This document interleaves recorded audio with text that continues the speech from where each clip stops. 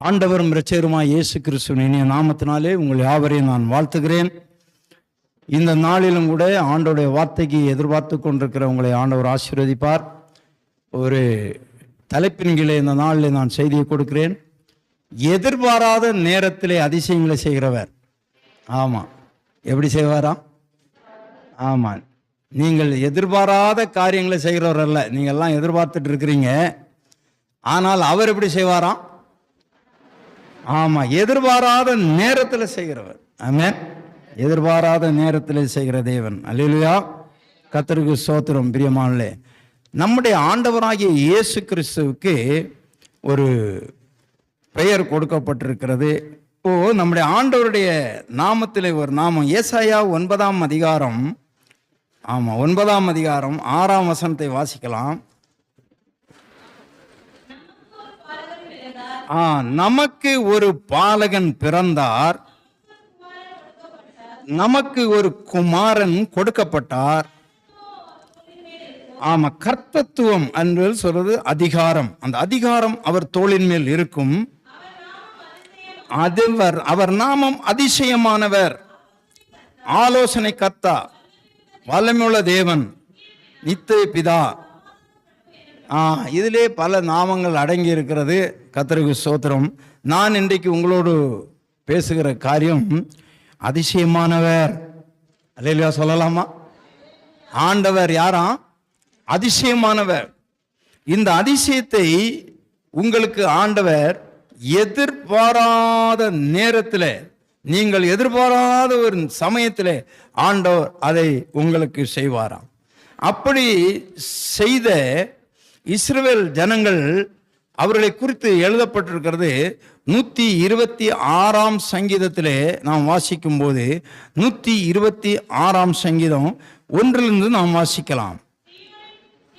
சீயோனின் சிறையிருப்பை கர்த்தர் திருப்பும் போது சொப்பனம் காண்கிறவர்களை போல இருந்தோம் என்று சொல்லப்பட்டிருக்கிறது. சீயோனின் சிறையிருப்பை ஆண்டவர் திருப்பினாராம். ஆமா, இஸ்ரவேல் ஜனங்கள் 450 வருடம் அவர்கள் எகிப்திலே இருந்தார்கள். எகிப்திலே. அதன் பிறகு தானியேலின் நாட்களில் 70 வருடம் அவர்கள் அடிமைத்தனத்திலே இருந்தார்கள் என்று வேதம் சொல்லுகிறது. இப்பொழுது ஒரு சூழ்நிலைகள் வரும் பொழுது அந்த அடிமைத்தன வாழ்விலிருந்து கர்த்தர் விடுதலை ஆக்கி அவர்களை கொண்டு போனார். ஆமாம், நெகேமியா காலத்தில் அவர் ஒரு கோரிக்கை வைத்த உடனே அந்த ராஜா சரி நீ செய்யலாம் போகலாம் என்று அவனுக்கு பண உதவிகளையும் கொடுத்து, ஆள் சப்போர்ட்டும் கொடுத்து, உதவிகளெல்லாம் செய்து அனுப்பினார். இதெல்லாம் நடக்கும்போது தான் அவர் சொல்கிறார்கள், எங்களுடைய சிறையிருப்பை எங்கள் ஆண்டவர் திருப்பும் போது அது எங்களால் கிரகிக்க முடியவில்லை, அது சொப்பனம் காண்றது போல இருந்தது என்று. அல்லையா சொல்லலாமா? ஆமாம், நீங்கள் எல்லாம் நிறைய பேர் சொப்பனம் பார்ப்பீங்க.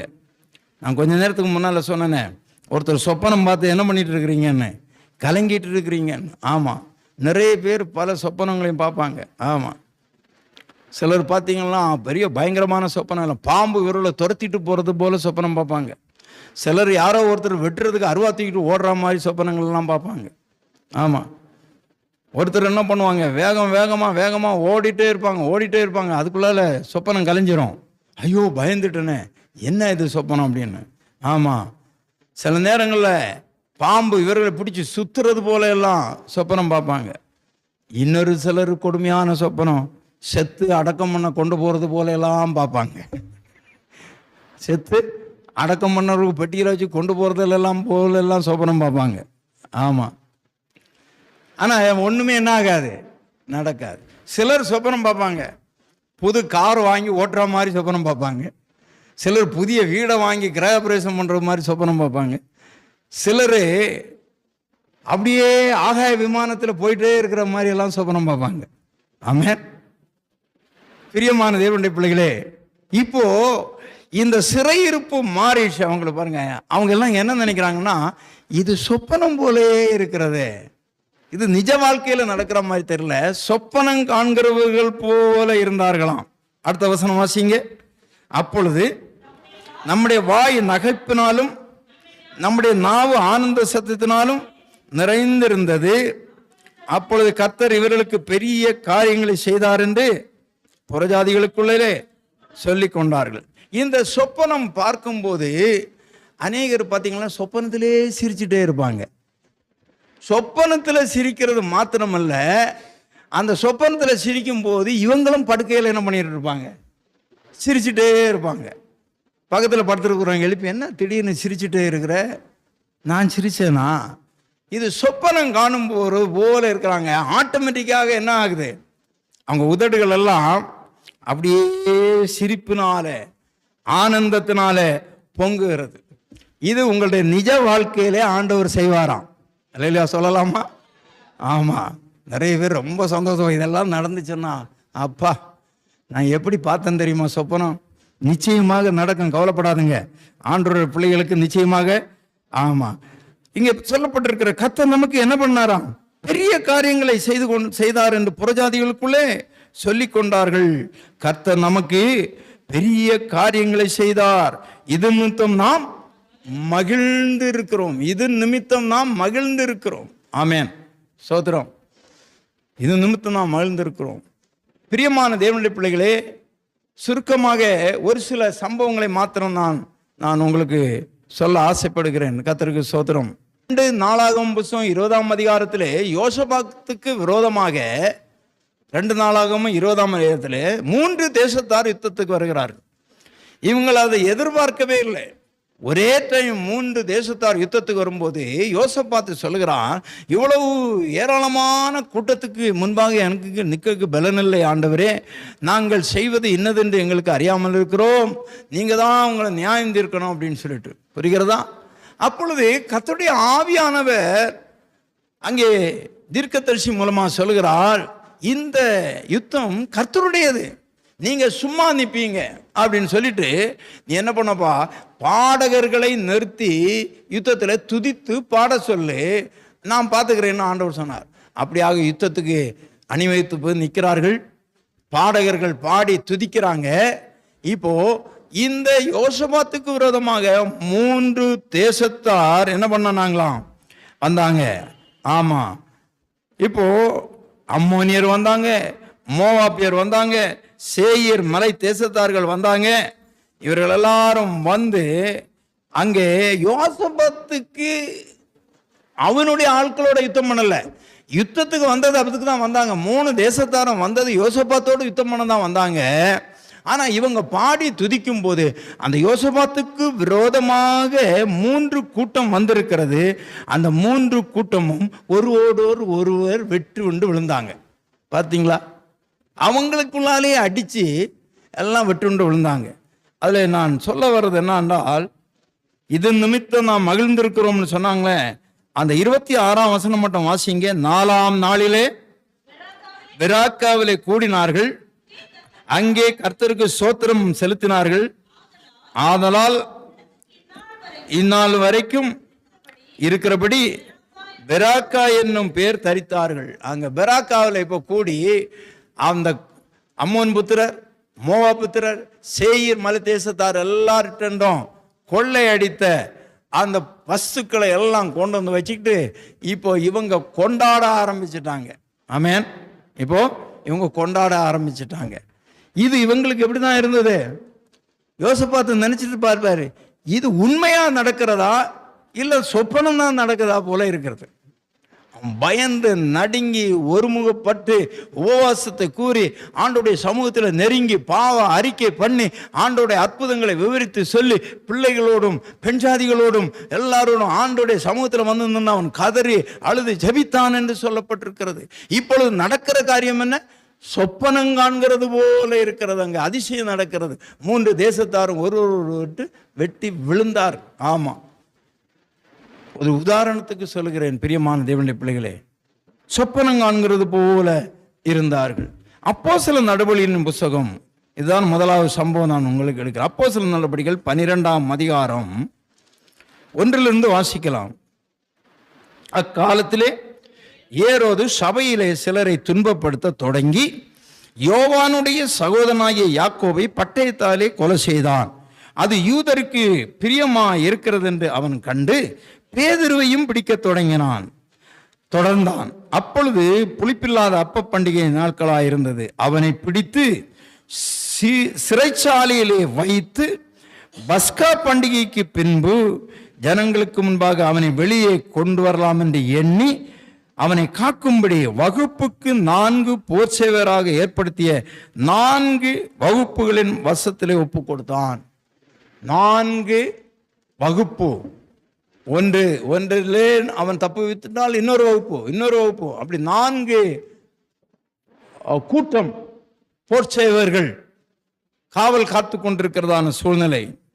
இப்பொழுது 5ஆம் வசனம் சொல்லுகிறது, அப்படியே பேதுரு சிறைச்சாலையிலே காக்கப்பட்டிருக்கையில் சபையார் அவனுக்காக தேவனை நோக்கி ஊக்கமாக ஜெபம் பண்ணினார்கள். அல்லேலூயா.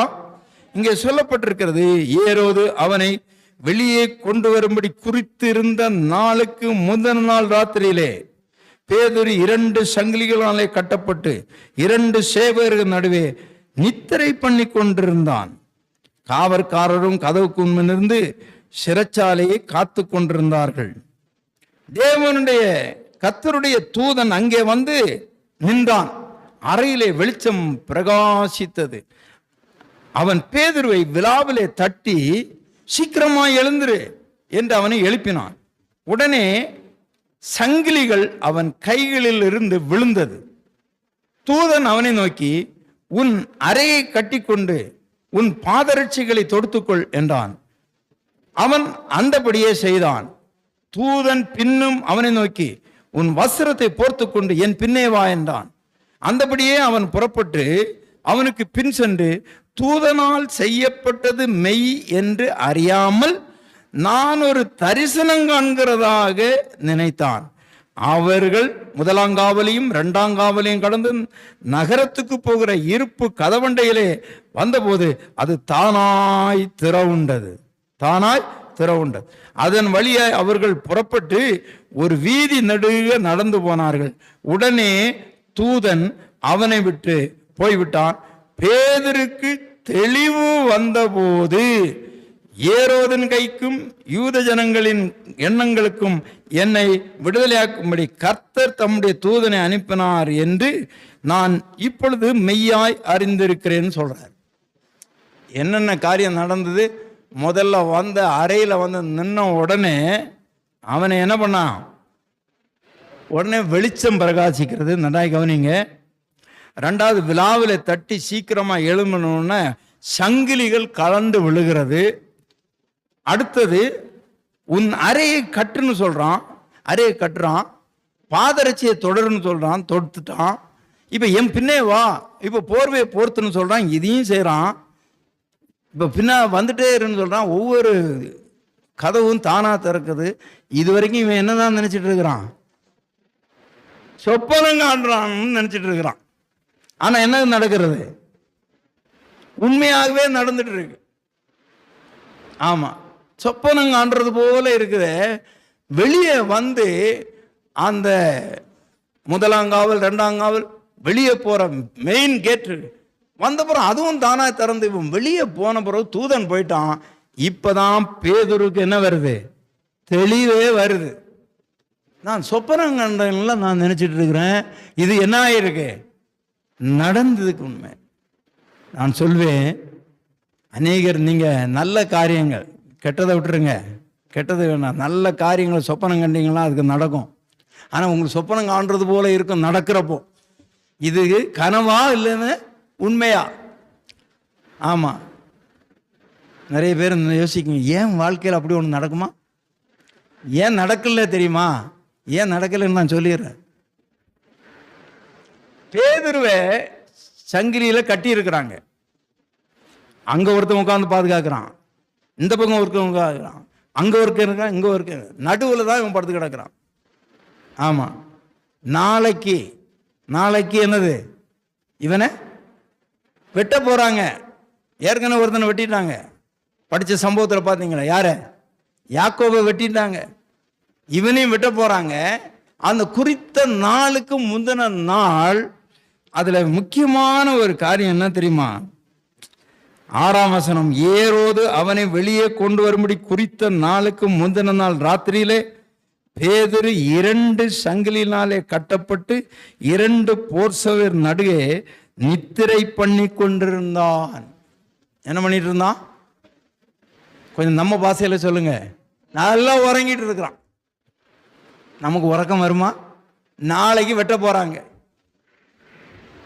நாளைக்கு இதை பண்ண போறாங்க, நாளைக்கு இந்த காரியத்தை பண்ண போறாங்க. ஆமா, புரிகிறதா உங்களுக்கு? உயிரே போகுது நாளை காலம். இவன் எப்படி இருக்கிறான்? ஆமா, கொரட்டை விட்டு தூங்கியிருப்பான்னு நான் நினைக்கிறேன். அல்லேலூயா சொல்லலாமா? அல்லேலூயா சொல்லலாமா? ஆமா. பிரியமான தேவனுடைய பிள்ளைகளே, எத்தனை பேர் நிம்மதியா தூங்குறீங்கன்னு எனக்கு தெரியாது. நிம்மதியா தூங்குங்க, நிம்மதியா தூங்குங்க.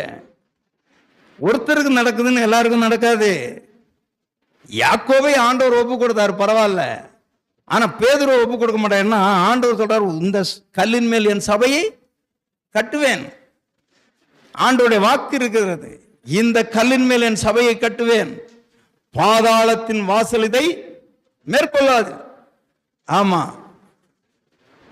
யாரு தான் வந்தாலும் ஆண்டவர் ஒரு இடத்துல தன்னை பற்றி சொல்லும்போது சொல்லுவார், இந்த கல்லின் மேல் விழுகிறவன் நொறுங்கி போவான், இந்த கல் யார் மேல விழுகிறதோ அவன் ஒன்றுமில்லாமல் போயிடுவான்.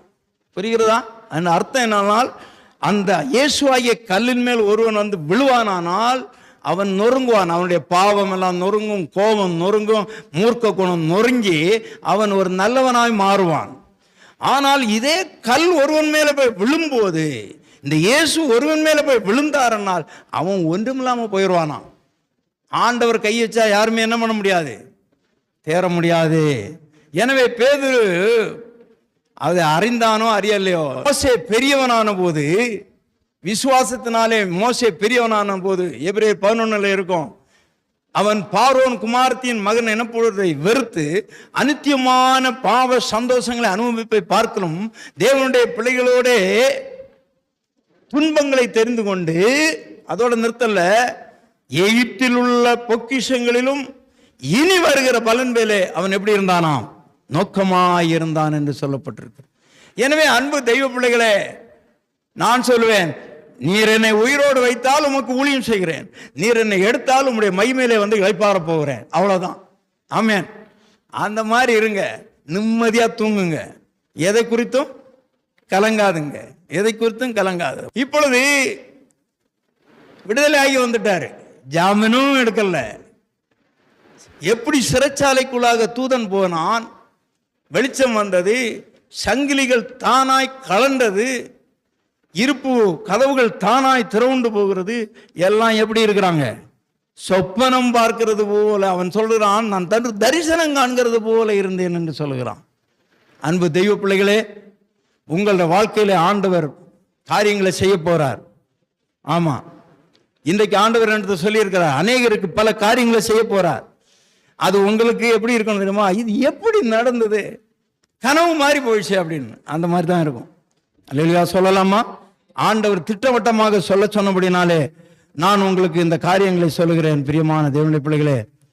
எனவே ஆண்டவர் செய்வார். இரண்டாவது ஒரு காரியத்தை பார்க்கலாம். 2 ராஜாக்களின் புஸ்தகம் 3ஆம் அதிகாரம், 2 ராஜாக்களின் புஸ்தகம் 3ஆம் அதிகாரம் 16ஆம் வசனத்திலிருந்து நீங்கள் வாசியுங்கள். 2 ராஜாக்கள் 3:16.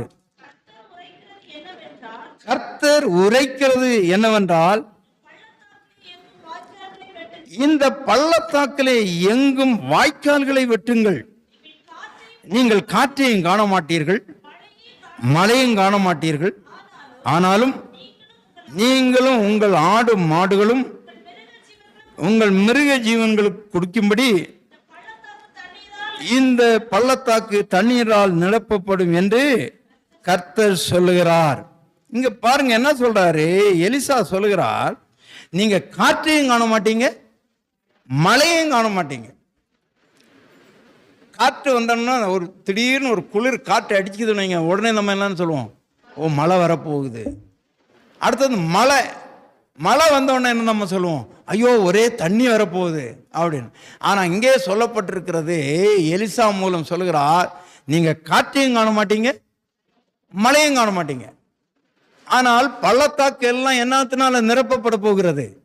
தண்ணீர்னால நிரப்பப்படுகிற போது, அதனால நீங்க என்ன பண்ணுங்க, காவாவெல்லாம் விட்டுருங்க. தண்ணி வந்து ஊருக்குள்ளால ஏறிற போது காவா விட்டுருங்க. காவா வெட்டி வைங்க, அந்த தண்ணி எதில் போயிடும்? காவாவில் போயிடும் அப்படின்னு சொல்றார்.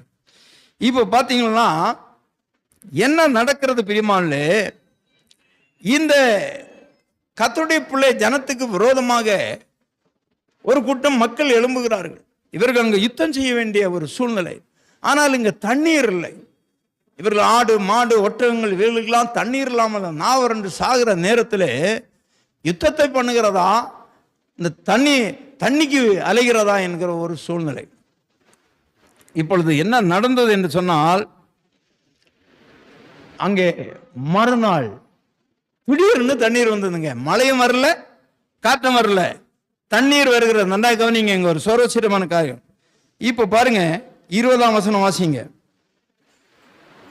மறுநாள் காலமே பலி செலுத்தப்படும் நேரத்தில் இதோ தண்ணீர் ஏதோம் தேசம் வழியாய் வனாந்தர வந்ததினாலே தேசம் தண்ணீரால நிரம்பிற்று. தங்களோடு யுத்தம் பண்ண ராஜாக்கள் வருகிறதை மோபாவியர் எல்லாம் கண்டபோது அவர்கள் ஆயுதம் தரித்தக்க வயதுள்ளவர்களையும் எல்லாரையும் கூட்டி அழைத்து கொண்டு வந்து எல்லையிலே நின்றார்கள். மோவாபியர் அதிகாலமே எழுந்தபோது தண்ணீர் மேலே சூரியன் பிரகாசிக்கிறது. இப்ப பாருங்க, மழையும் இல்லை, காற்றும் இல்லை, ஆனா தண்ணீர் இவங்க பக்கம் வந்துடுச்சு. இப்போ மோவாபியருக்குதுக்கெல்லாம் தெரியாது. இவங்க மோவாபியர் காலமை எழும்பி சூரியன் உதிக்கிறது. நீங்க பார்த்தீங்கன்னா தெரியும், சூரியன் காலமை உதிக்கும் போது இளம் சிவப்பாக உதிக்கும், மறையும் போதும் சிவப்பு நிறத்தோடு மறையும். அப்படி பார்த்தீங்கன்னா இந்த சூரியன் கதிர் அந்த அதிகாலையில் இந்த தண்ணீர் வந்துச்சே, எங்கேருந்து வந்தன்னு யாருக்கும் தெரியாது. தண்ணீரின் மேலே இப்பொழுது சூரியன் படும்போது எதிரிகளுடைய பார்வையில் என்ன இருக்கு? இந்த தண்ணி ரத்தம் போல இருக்கு. இந்த எதிரியெல்லாம் என்ன நினைச்சான் தெரியுமா? இந்த ரத்தம் என்ன ரத்தம்? இந்த இஸ்ரவேல் ஜனங்களுக்கு விரோதமாக யுத்தம் பண்ண வந்தவர்களை இவர்களெல்லாம் எழும்பி வெட்டி இருக்கிறாங்க, ரத்தம் ஆறா ஓடுதுன்னு சொல்றான். ஓடிட்டு சொல்லிட்டு சொல்றான், ஐயோ அங்கே போனால் நம்மையும் வெட்டி போட்டுரும், ஓடி போயிடலான்னு ஓடிட்டான். பார்த்தீங்களா? நீங்கள் காற்றையும் காண மாட்டீர்கள், மழையும் காண மாட்டீர்கள், ஆனால் பள்ளத்தாக்கெல்லாம் தண்ணீர்னால நிரம்பும். அதனால காவாவை வெட்டி வைங்க. அல்லேலூயா சொல்லலாமா? அன்பு தெய்வ பிள்ளைகளே, நீங்கள் எதிர்பாராத அற்புதத்தை உங்கள் வாழ்க்கையில ஆண்டவராலே செய்ய முடியும், ஆண்டவராலே செய்ய முடியும். அந்த எலிசா அங்கே பார்க்கும்போது, அதற்கு அந்த முந்தின வசனங்களை பார்க்கும்போது பிரியமானே 15ஆம் வசனம் சொல்லுகிறான், இப்பொழுது ஒரு சுரமண்டல வாத்தியக்காரனை என்னிடத்திலே கொண்டு வாருங்கள். வாசித்த போது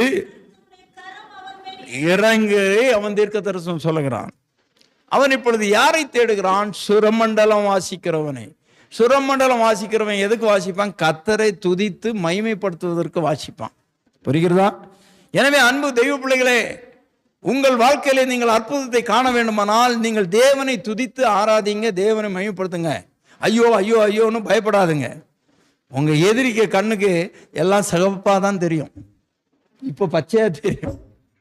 இப்போ எப்படி தெரியும்? பச்சையா தெரியும். ஆனா உங்க கிட்டத்தில் அவன் நெருங்கும் போது சிவப்பாவே தெரியும். புரிகிறதா? இதனால நீங்க ஆண்டவரை துதித்து பாடுங்க, ஆண்டவரை ஸ்தோத்திரம் பண்ணுங்க. ஆண்டவர் அற்புதங்களை செய்கிற நேரம் வந்து விட்டது. ஆண்டவர் அற்புதங்களை செய்வார். நீங்கள் காற்றையும் காண மாட்டீர்கள், மழையையும் காண மாட்டீர்கள். ஆண்டவர் உங்களுக்கு அற்புதத்தின் மேல் அற்புதத்தை ஆண்டவர் செய்ய போகிறார். பிரியமான தேவனுடைய பிள்ளைகளே, கவனமாயிருங்கள், கவனமாயிருங்கள். இன்னொரு சம்பவத்தை சொல்லி முடிக்கிறேன். 2 ராஜாக்களின் புஸ்தகம் 6ஆம் அதிகாரம் 15ஆம் வசனத்திலிருந்து வாசிக்கலாம். 15ஆம் வசனம் வைக்கலாம். 2 ராஜாக்கள் 6:15. தேவனுடைய மனுஷனுடைய வேலைக்காரன் அதிகாலையிலே வெளியே புறப்படுகையில் இதோ இராணுவமும் குதிரைகளும் இரதங்களும் கண்டான். வேலைக்காரன் அவரை நோக்கி, ஐயோ என் ஆண்டவனே, என்ன செய்வோம் என்று தெரியல. பயப்படாதே, பார்க்கலும். அன்பு தேவப்பிள்ளை, இது என்ன சம்பவம் என்று சொல்லுகிறது? இங்கேயும் எலிசாவுடைய காரியம்தான். இஸ்ரவேலின் ராஜாவுக்கு இவன் எலிசா சப்போர்ட்டா இருக்கிறான். ஏன்னா இவன் இஸ்ரேல் தேசத்தில் இருக்கிறான். சீரியாவின் ராஜா அடிக்கடி வந்து என்ன பண்ணிடுவான்னா, இந்த இஸ்ரவேல் ராஜாவை பிடிப்பதற்கு வருவான், முற்றுகை போட வருவான்.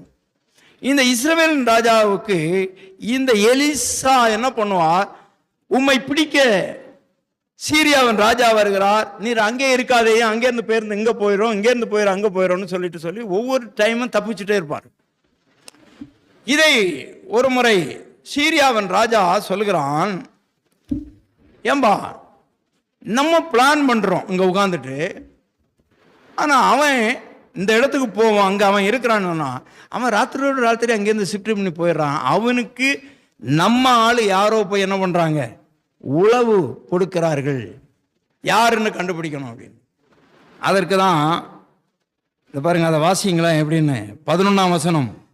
இந்த காரியத்தின் நிமித்தம் சீரியாவின் ராஜாவின் இருதயம் குழம்பி தன் ஊழியக்காரரை அழைத்து, நம்முடையவர்களில் இஸ்ரவேலின் ராஜாவுக்கு உளவாயிருக்கிறவன் யார் என்று நீங்கள் எனக்கு அறிவிக்க மாட்டீர்களோ என்று கேட்டான்.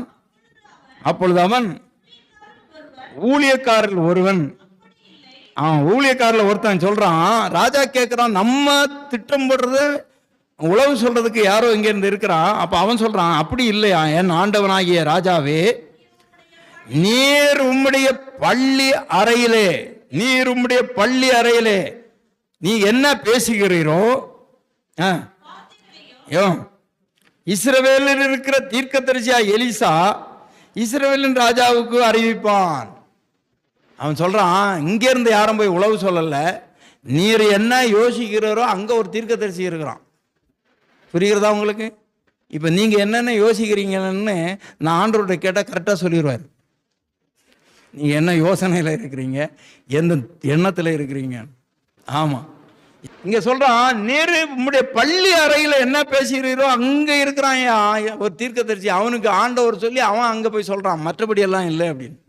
உடனே இவன் என்ன பண்றான் தெரியுமா, சீரியாவின் ராஜா சொல்றான், அப்படியா, அவன் எங்கேயா இருக்கிறான், அவன் அந்த மலைகளில் ஒரு பட்டணத்தில் இருக்கிறான், போங்கடா இராணுவத்தை அனுப்புங்க. அவன் என்ன அப்படிப்பட்ட பெரிய ஆளு, அவனை என்ன பண்ணக்கூடாது, விடக்கூடாது. விடக்கூடாது. இன்னைக்கு காலமைக்குள்ளால அவனை தூக்கி ஆகணும். ரவுண்ட் அப் பண்ணுங்கடான்னு ரவுண்ட் அப் பண்ணுங்க. அப்போ இவங்க என்ன பண்ணாங்க, போறாங்க எல்லாரும். 14ஆம் வசனம். அப்பொழுது அவன் அங்கே குதிரைகளையும் ரதங்களையும் பலத்த இராணுவத்தை அனுப்பினான். அவர்கள் ராக்காலத்திலே வந்து பட்டணத்தை வளைந்து கொண்டார்கள். தேவனுடைய மனுஷனின் வேலைக்காரன் இப்ப காலமை எழும்பி வெளியே வர்றான். யாருடைய மனுஷன்? தீர்க்கதரிசி எலிசா தீர்க்கதரிசியுடைய வேலைக்காரன் எழும்பி வெளியே வர்றான். வந்தவன் அலறி அடிச்சுட்டு ஓடுறான் எலிசாவனத்துல. ஐயா ஐயா ஐயா ஐயா வெளியே வாருங்க ஐயா, ஐயோ நம்ம மோசம் போயிட்டோமே. என்னையா மோசம்? நம்ம இருக்கிற பட்டணத்தை சுற்றிலும் மலையை சுற்றிலும் பாருங்க, பயங்கரமான இராணுவம், குதிரைப்படை, காலால் படை, யானைப்படை, என்னென்ன படம் உண்டோ அத்தனையும் வந்து நிற்குது ஐயா அப்படின்னு.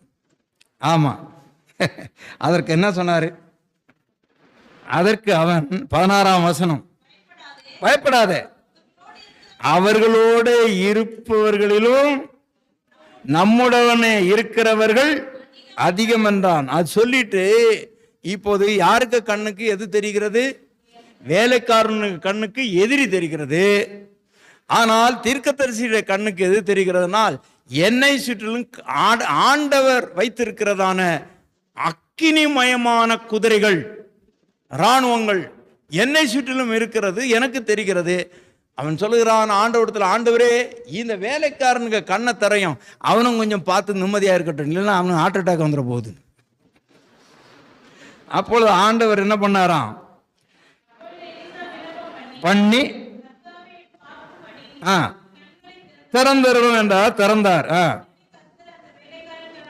திறந்தார். எலிசாவை சுற்றிலும் அக்கினிமயமான குதிரைகளும் ரதங்களாலும் அந்த மலை நிறைந்திருக்கிறதை அவன் கண்டான். பாத்தீங்களா? இப்போ எலிசாவோடு யார் இருக்கிறது? அக்கினிமயமான குதிரைகள். ஆனால் சீரியா ராஜா என்ன அனுப்பியிருக்கிறான்? சாதாரண குதிரை அனுப்பியிருக்கிறான். ஒன்று தெரிஞ்சு கொடுங்க, நீங்க கர்த்தரோடு இருந்தால் கர்த்தர் உங்களோடு இருப்பார். நீங்கள் அவரோடு இருந்தால் அவர் உங்களோடு இருப்பார். நீங்கள் அவரை விட்டு விட்டால் அவர் உங்களை விட்டு விடுவார். நீங்க கர்த்தரோடு இருந்தா, சிலர் சொல்லுவாங்க பாருங்க, பயந்தவன் கண்ணுக்கு இருண்டதெல்லாம் பேய்ன்னு சொல்லுவாங்க. பயந்தவன் கண்ணுக்கு இருண்டதெல்லாம் பேய், எல்லாம் இருட்டை பார்த்தாலும் பேய், அங்கே பேய் நீங்க எங்கே பேய். அந்த மாதிரி நீங்கள் பயந்தீங்க, உங்களை சுற்றிலும் இருக்கிறதெல்லாம் குதிரைப்படையும் யானைப்படையும் கழுதப்படையுமா இருக்கும். ஆனால் நீங்கள் கர்த்தரோடு தைரியமாக இருந்தீங்கன்னா உங்க கண்ணுக்கு உங்களை சுற்றிலும் இருக்கிற அக்னிமயமான குதிரைகளும் இராணுவங்களும் ஆண்டவர் வச்சிருக்கிறது உங்களுக்கு கண்ணுக்கு தெரியும். அல்லேலூயா சொல்லலாமா? ஆமென். நம்முடைய ஆண்டவரை சாதாரணமாக கணக்கு போடாதுங்க. நீங்கள் எதிர்பாராத அற்புதங்களை செய்கிற தெய்வம் நம்முடைய ஆண்டவர். எலிசாவுடைய வேலைக்காரன் நினைச்சு பார்க்கலங்க, சீரியா ராஜா நினைச்சு பார்க்கல. எலிசாவோடு இவ்வளவு வல்லமை இருக்கிறதை அவன் கொஞ்சம் கூட உணரவே இல்லை. நன்றாய் கவனித்து பார்க்க வேண்டும் அருமையான தேவனுடைய பிள்ளைகளே. நீங்கள் சாதாரண மக்கள் அல்ல, நீங்கள் சாதாரண மக்கள் அல்ல. ஆமா, காற்றையும் காண மாட்டீர்கள், மழையும் காண மாட்டீர்கள், பள்ளத்தாக்கு நிரம்பும் பிரியமானே. பேதுரு சொப்பனம் காண்பது தான் இருந்தது, நிஜ வாழ்க்கை அங்கே நடந்தது. ஆமா, அவன் ஏரோதனுடைய கைக்கு அவன் அங்கே நீங்களாக்கி விடுவிக்கப்படுகிற சொப்பனம் பார்க்கிற போல இருக்கிறது. எனவே இந்த மாலை வேளையிலே ஆண்டவர் சொல்கிறார், நீங்கள் என்ன பயத்தோடு இருக்கிறீர்கள், எந்த சூழ்நிலையோடு இருக்கிறீர்கள், என்ன காரியத்தோடு இருக்கிறீர்கள், நீ பயப்படாதே, நீ பயப்படாதே. அவர்களோடு இருப்பவரை பார்க்கல உங்களோடு இருக்கிறவர்கள் அதிகம். அந்த மகிமையை நீங்க காண்பீங்க. காற்றையும் காண மாட்டீங்க, மழையும் காண மாட்டீங்க, ஆனால் தண்ணீரை நீங்கள் பார்ப்பீர்கள். அன்பு தெய்வ பிள்ளைகளே, ஆபிரகாமுடைய வாழ்க்கையிலே சாராளுடைய வாழ்க்கையிலே அதுதான். சூழ்நிலைகள் மாறா இருக்கிறது. ஆனால் அந்த தூதன் வந்து சொல்லும் போதே இந்த சாராள் நகைத்தாள். சரி, இதெல்லாம் நடக்குமா அப்படின்னு. ஆபிரகாமும் தான் நகைத்தான். என்ன ஆபிரகாமே? அவன் சொல்றான், இல்லை இல்லையா, இது நடக்குமான்னு தான் கொஞ்சம் சந்தேகத்தில் இருக்கிறேன். வேண்டாம், உன் வாழ்க்கையில எதுவா இருந்தாலும் சரி, விசுவாசித்தால் தேவனுடைய மகிமையை காண்பீர்கள். எல்லாரும் ஆண்டோட சமூகத்தில் முழங்கால் படியிடலாம்.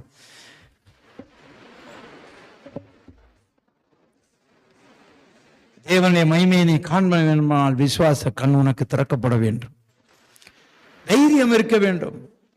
எது வேண்டுமானாலும் வரட்டும், நான் அசைக்கப்படுவதில்லை.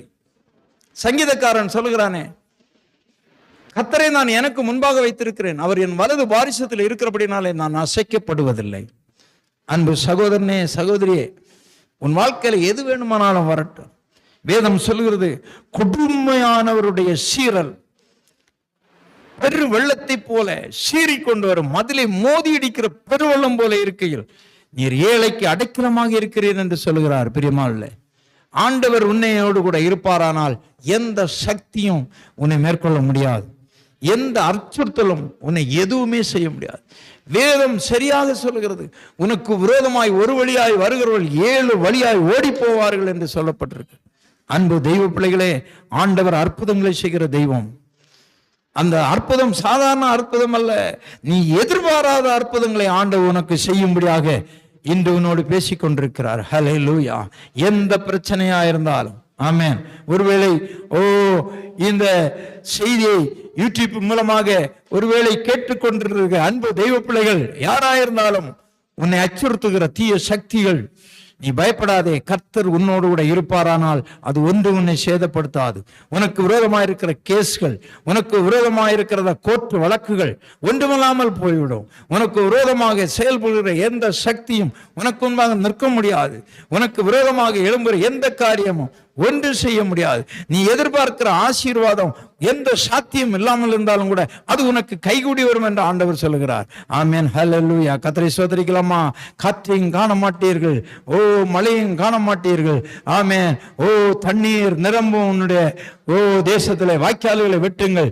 சீயோனின் சிறையிருப்பை கர்த்தர் திருப்பும் போது சொப்பனம் காண்கிற போல இருந்தது. ஹல்லேலூயா. அப்பொழுது அவர்களுடைய வாய் நகைப்பினாலே இருந்தது. ஆமென். நீங்கள் சிரிக்கும்படியாக அற்புதங்களை செய்வார். உங்கள் மனம் பூரிக்கும் பிரியமானே ஆண்டவர் செய்கிற அதிசயங்கள், அற்புதங்கள். ஆமென். பூமியிலே ஒருவருக்கும் செய்யப்படாத அதிசயங்களை நான் உன்னிடத்திலே செய்வேன் என்று ஆண்டவர் இஸ்ரவேல் ஜனங்களுக்கு வாக்கு கொடுத்தார். ஆமென், ஹல்லேலூயா. கர்த்தரை ஸ்தோத்திரிக்கலாமா? ஆண்டவரே உமக்கு ஸ்தோத்திரம், ஸ்தோத்திரம், ஸ்தோத்திரம், ஸ்தோத்திரம். பரலோக பிதாவே உமக்கு கோடாகோடி ஸ்தோத்திரம். ஆசீர்வதிக்கப்பட்டதான இந்த அருமையான வேலைக்காக உம்மை ஸ்தோத்திரிக்கிறேன். ஆண்டவரே, உம்முடைய வார்த்தையை, நீர் கொடுத்த வார்த்தை, நீர் பேச சொன்ன வார்த்தை அடியான் பேசியிருக்கிறேன். ஆண்டவரே, இது 1 30 60 100 பலன் கொடுக்கட்டும். ஆண்டவரே ஸ்தோத்திரம். ஆண்டவரே உமக்கு ஸ்தோத்திரம். ஆண்டவரே, எலியாவின் நாட்களிலே ஒரு உள்ளங்கையத்தனை மேகம். ஆண்டவரே, 3 ஆண்டு காலம் அங்கே பயங்கரமான பஞ்சம், மழை இல்லை. ஆண்டவரே, அந்த எலியா அவனுக்கு ஒரு உள்ளங்கையத்தனை மேகம். ஆமென். அது 7 முறை ஜெபிக்கும் போது நான் வருகிறது. ஆனால் அதுக்கு முன்னால் பெருமழை பெய்ய போகிறது. ஆகாபே, நீ ரதத்தை பூட்டிக் கொண்டு ஓடு என்று சொல்ல ஒரு தைரியம் வந்தது. ஆண்டவரே, அப்படியாக கொஞ்சம் நேரத்துக்குள்ளாக வானம் கருத்து மழை பயங்கரமாக பெய்ததே. ஆண்டவர் அற்புதங்களை செய்கிற தேவன், அதிசயங்களை செய்கிற தேவன், அதிசயங்களை செய்கிற தேவன். ஜெபத்துக்கு பதில் உண்டு. எலியாவின் ஜெபத்துக்கு பதில் வந்தது, எலிசாவின் ஜெபத்துக்கு பதில் வந்தது. உன்னுடைய ஜெபத்துக்கும் ஆண்டவர் பதில் கொடுப்பார். ஆமென். கர்த்தரை ஸ்தோத்திரிக்கலாமா? ஆமென், ஹல்லேலூயா. பரலோக பிதாவே உம்மை துதிக்கிறோம். உம்முடைய வார்த்தைகளுக்காக உமக்கு ஸ்தோத்திரம். பிள்ளைகளை ஆசீர்வதிப்பீராக. அற்புதங்களை செய்யும். எதிர்பாராத அற்புதத்தை பிள்ளையுடைய வாழ்க்கையில செய்ய போறபடினால் ஸ்தோத்திரம். ஆண்டவர் மகிமைப்படுவீராக. எதை குறித்தும் கலங்காமல் கிருபைதார். கர்த்தர் மேல் பாரத்தை வைத்தோடு அவனை ஆதரிப்பார். நீதிமானை ஒருபோதும் தள்ளாட விட்டார் என்று சொல்லப்படுறது. அப்படியா கிரியை செய்யும், பெரிய காரியங்களை செய்யும். துதிக்கான மகிமையை ஆவணம் எடுத்துக்கொள்ளும். மீட்பே ஜெபிக்கிற அன்பிருக்கின்ற பரலோக பிதாவே, ஆமென்.